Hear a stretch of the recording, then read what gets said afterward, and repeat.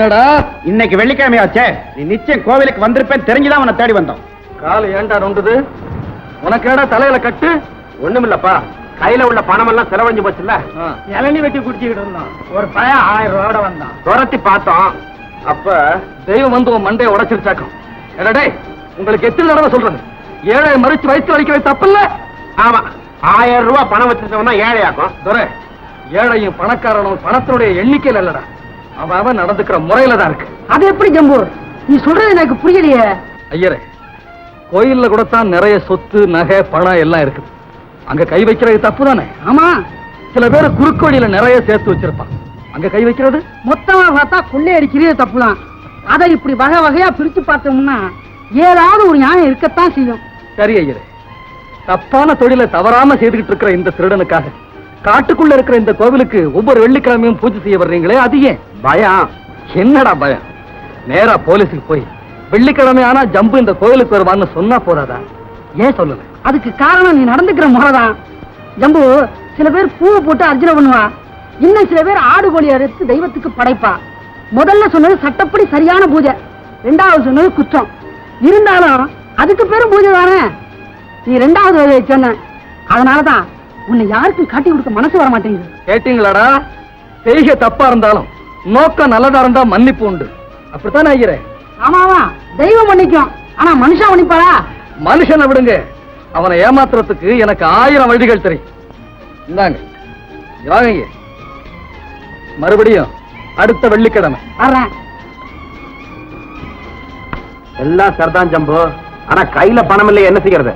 கவலைப்படாத, நாளைக்கு நாகலாபுரம் பண்ணையார் வீட்டுல விருந்து. பயப்படாதீங்கம்மா, இன்னும் கொஞ்ச நேரத்துல உங்களுக்கு தங்க வைக்கிறதுக்கு மாதிரி குழந்தை பிறகு. இல்ல முனிமா, எனக்கு ரொம்ப பயமா இருக்கு. நீ சீக்கிரமா போய் அப்பா கிட்ட சொல்லி மருத்துவ வச்சு கூட்டிட்டு வர. சரிம்மா. பொண்ணுக்கு பிரசவ வேதனை அதிகமாயிடுச்சு, நான் போய் மருத்துவ வச்சு கூட்டியா. நீ போயிட்டா இங்க யாருமா பாத்துக்கிறது? நீங்க நான் போய் கூட்டியாரேன்.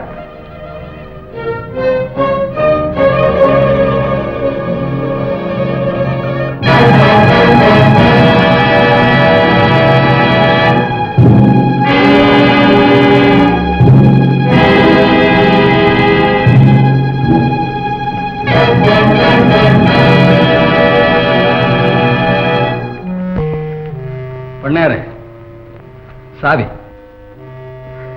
1 2 பண்ணாரு. என்ன சத்தாங்க?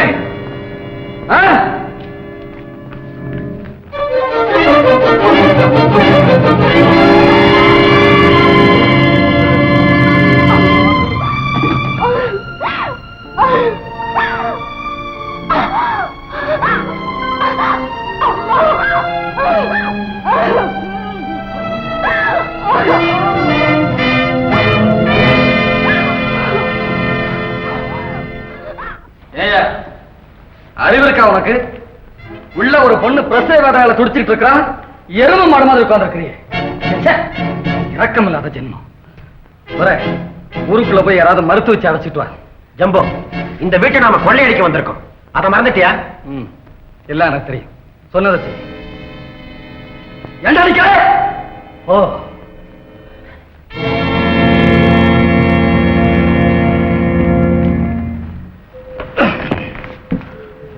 ஏயா பயமா இருக்கா? உன் மகளுக்கு நல்லபடியா பிரசவம் வர வரைக்கும் சத்தியமா இந்த வீட்டுல இருந்து நான் எதையுமே எடுக்க மாட்டேன். ஏய் அப்படி பாக்குறேன்? பயமா? தைரியம் மரியா?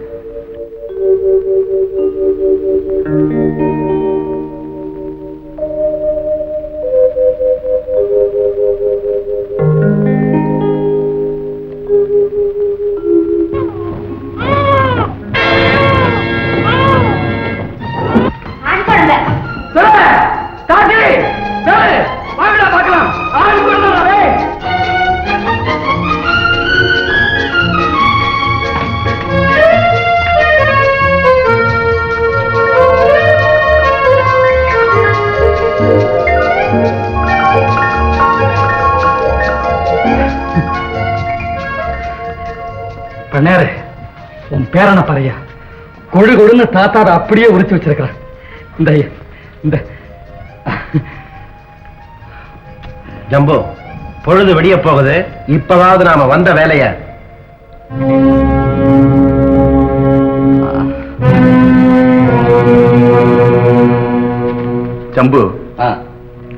உனக்கு வேண்டியதை பகிரங்கமா எடுத்துட்டு போ. சாவியை கொடுற. ஜம்பு, இன்னைக்கு இந்த வீட்டுல நாம எதையுமே தொடக்கூடாதுடா. ஏன்னா இப்ப இங்க இருக்கிறதெல்லாம் நாம சுருட்டிட்டு போனா நாளைக்கு உலகம் அந்த குழந்தை மேல பழி போடும். இது பிறந்த வேலை சரியில்லை. அதனாலதான் பூமியில விழுந்த உடனேயே இருந்த செல்வத்தை எல்லாம் தூக்கி முழுங்கிடுச்சுன்னு இந்த பச்சை மண்ணை வெறுத்து ஒதுக்கும். துவக்கத்திலேயே இது தலையில அப்படி ஒரு துன்பத்தை வைக்க நான் விரும்பல. கொடுத்துற கொடுத்துற. பண்ணாரு, இப்ப நான் போறேன். இன்னொரு நாளைக்கு திரும்பி வருவேன்.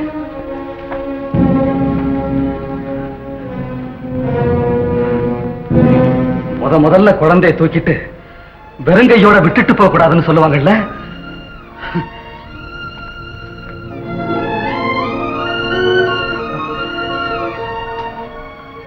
தங்கச்சி வரமா. பண்ணார, இன்னொரு நாளைக்கு திரும்பி வருவேன்.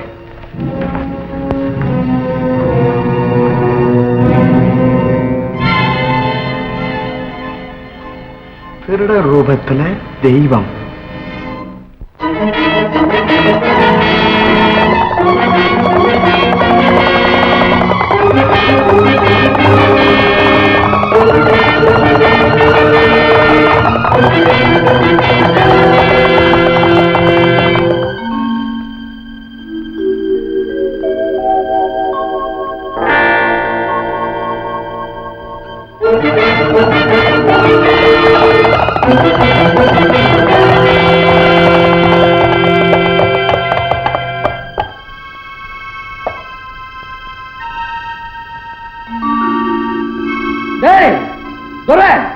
அங்க பாத்தியா, யாரோ ஒரு பொண்ணு கிணத்து மேல அடிக்கிற மாதிரி இல்ல? ஆமா.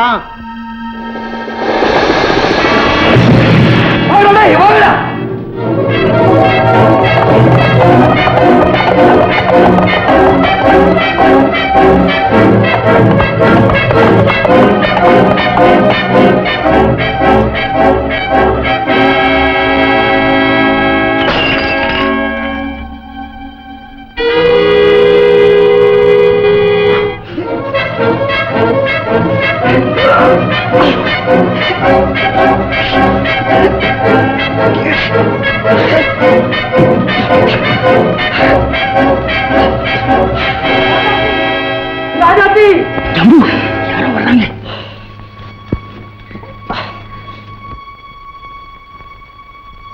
ராஜாத்தி, ராஜாத்தி, ராஜாத்தி, தங்கச்சி, தங்கச்சி, கண்ணை திறந்து பாருமா.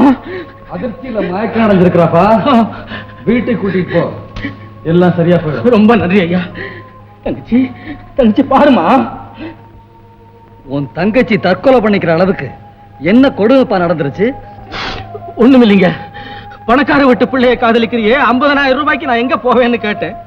அது பொறுக்காம எப்படி? உனக்கு இது ஒரே தங்கச்சி தானே? ஆமா. அப்படின்னா கேட்கிற பணத்தை கொடுத்துட்டு கல்யாணத்தை முடிச்சு வைக்க முயற்சி பண்ண. நான் ஒரு சாதாரணமானவன். அவ்வளவு பெரிய பணத்தை நான் எப்படிங்க உடனே சம்பாதிக்கிறது? சம்பாதிக்க முடியலன்னா கொள்ளை. என்ன? அதுவும் சம்பாதிக்கிறதுல ஒரு வகைதான். உன் தங்கச்சியை காப்பாத்துறதுக்காக நீ கொள்ளை அடிக்கிறதுல தப்பு இல்லை. ராஜா, வாடா இப்படி. ஆமா, அந்த பொண்ணு பேர் என்ன? ராஜாத்தி. நீங்க 2 பேரும் ஒரே வகுப்பா? ஆமா. ஒரே பெஞ்சா? இல்ல, அவ முதல்ல இருப்பா, நான் கடைசியில இருப்பேன். அப்படின்னா முதுக பார்த்தே லவ்வா? மடையா? அப்புறம் அவ எப்பவும் காலேஜுக்கு நீளமா ஜடை போட்டுட்டு வருவா. என் சிநேகிதம் ஒருத்தன் அது சௌரி முடின்னு சொன்னான். இல்லடா அது நிஜம்தான்னு சொன்னேன். 2 பேரும் 10 ரூபாய் பந்தயம் கட்டினோம். அப்புறம் அவ கிளாஸ்ல நுழைஞ்சு முன்னாடி போகும்போது நான் ஜடையை பிடிச்சி இழுத்தேன். என்னடா ஆச்சு? சௌரி தான் கையோட வந்துடுச்சு. அப்புறம் அப்புறம் பிரின்சிபால் அவ காலில் விழுந்து மன்னிப்பு கேட்க சொன்னாரு. என்னடா செஞ்ச? விழுந்த. ஓஹோ, அப்ப விழுந்தவன் இன்னும் எழுந்திருக்கல போல இருக்கு. போடவுல. அம்மா, நீ படிச்சது போதும், போகல. என்னமோ ஜடைய பிடிச்சி விடுத்தானா கையோட வந்துடுச்சான். ஏண்டா இருக்கிற? போ. கர்மம் கர்மம். அம்மா, ராஜாவை காலேஜுக்கு போக சொல்லுங்க. நான் என் தங்கச்சியை போக வேண்டாம்னு சொல்லிட்டேன். கண்டிப்பா சொல்லிட்டியா? கண்டிப்பா சொல்லிட்டேன். அப்போ நீ காலேஜுக்கு போடா. அம்மா, ராஜாவை கொஞ்சம் ஜாக்கிரதையா கவனிச்சுக்கங்க. ஏன்? நேத்து ராத்திரி என் தங்கச்சி கணத்துல குதிச்சுட்டா. இப்படி எல்லாம் கரை கட்டி விட்டா என் பையனுக்கு பணம் இல்லாம கல்யாணத்தை செஞ்சு வச்சிருவேன்னு நினைக்கிறியா? அது ஒரு காலம் நடக்காது. அம்மா, என் தங்கச்சி கல்யாணத்துக்காக உங்ககிட்ட நான் பிச்சை கேட்க வரல. என்ன? எனக்கு ஒரு 6 மாசம் தவணை கொடுங்க. நீங்க கேட்ட ரூபாய் 50,000 வர்றேன். 6 மாசத்துல எப்படி கொண்டாடுவேன்? எங்கேயாவது கொள்ளையடிக்க போறியா? நான் என்னமோ செய்கிறேன். உங்களுக்கு வேண்டியது பணம் தானே, அதை நான் எப்படியாவது கொண்டு வரேன். அதுக்குள்ள என்ன கேட்காம உங்க மகனை யாருக்காவது வித்துடாதீங்க. வர்றேன்.